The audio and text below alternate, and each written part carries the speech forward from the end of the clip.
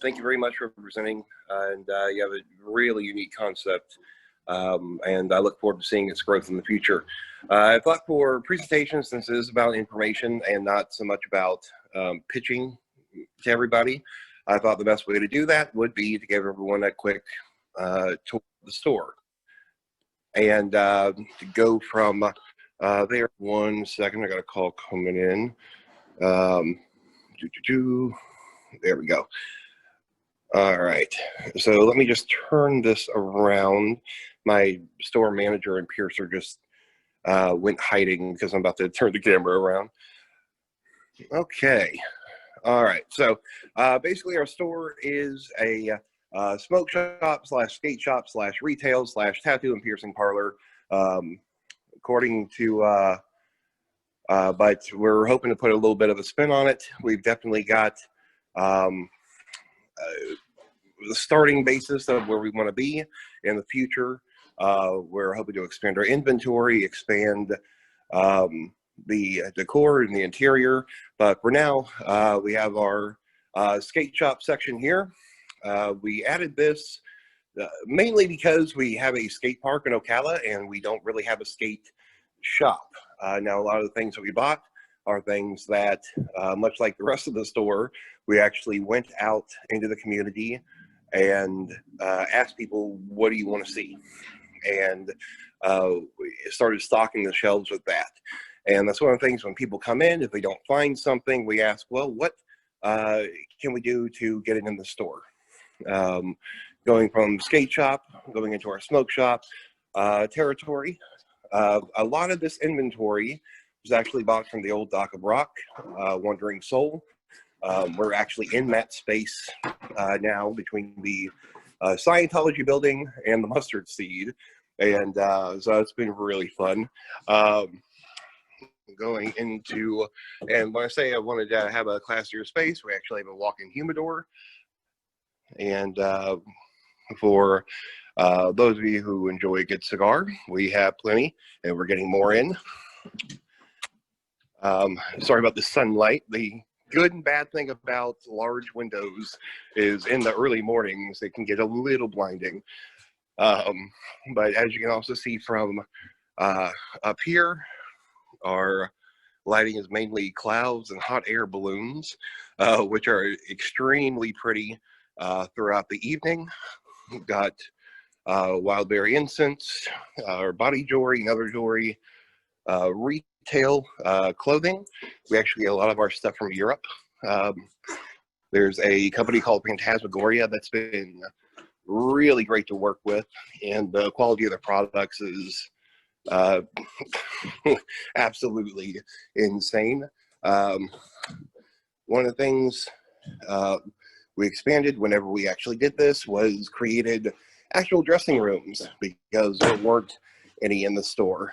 Our larger dressing room here with our Instagram mirrors will actually has a chair and table in there, so that way let's say we have a breastfeeding mother that needs a safe place to go, we'll be able to provide that for her here. Our office,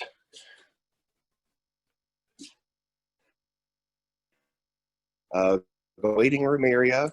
Now, words from our Flip the Deck art show up. This is actually thing that all right, Ed, I think we're losing your Wi-Fi a little bit. With the arts here in Ocala, we put out a Sorry, go ahead. Go to the front of the store. We're losing your signal a little bit. Oh no. Oh no. All right. Well, I was just saying, for 13 years, I was the head of the Insomniac Theater here in Ocala. Okay, Let's yeah. turn that back around. There we go. Hi, can you hear me again? Yes, you're good. Okay. So the arts is really something I'm kind of delved deep into here in town.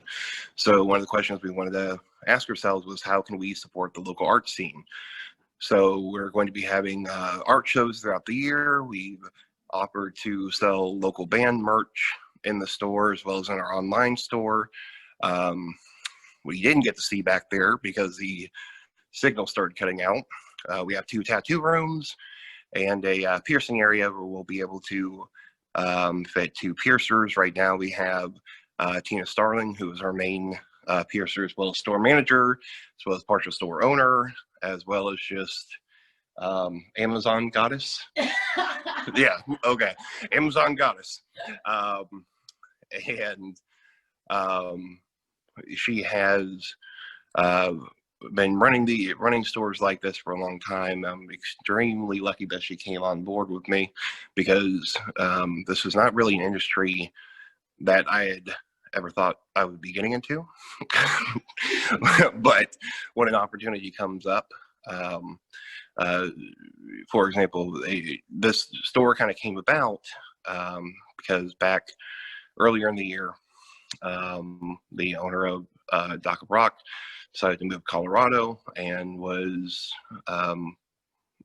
selling her inventory from the smoke shop here, and asked if I wanted to buy it. Well, I talked to my dad, and he basically said that you're the only person I've ever met that can go out on a limb. Someone can cut the limb, and the limb will stay in the air, but the tree will fall.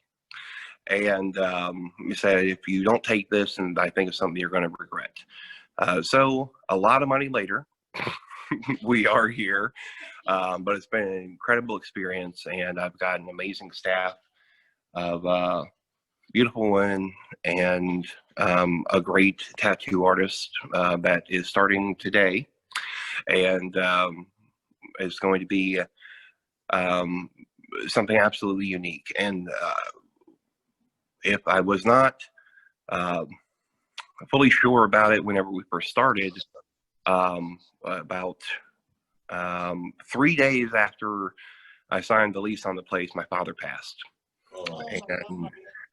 And before he went, I promised him that I would put everything I had into this place and make it a really unique gem in the community. So I'm a man of my word.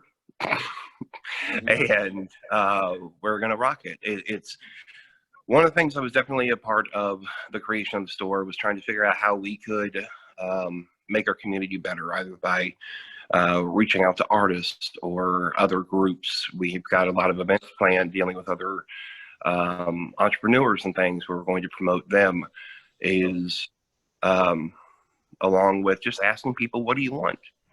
One of our local artists had posted up on Facebook a couple weeks ago, God, I really wish that a store carried this kind of spray paint because I have to go to Tampa for it. So the very next day, I was on the phone with the wholesalers for that product, and let them know. And it's one of those things where, to me, if you're going to have a retail store, especially something as kind of esoteric as we have, it's going to be something where I want the community to be able to come in and say, oh gosh, I really wish y'all had this, and then we have it. Because I think when it comes to retail, especially when you're dealing with kind of a mom and pop store like ours is, it's where you have to base the products around the people and not the people around the product. Great stuff, Chad. Good. So, I think I'm probably coming up on my 6 minutes here.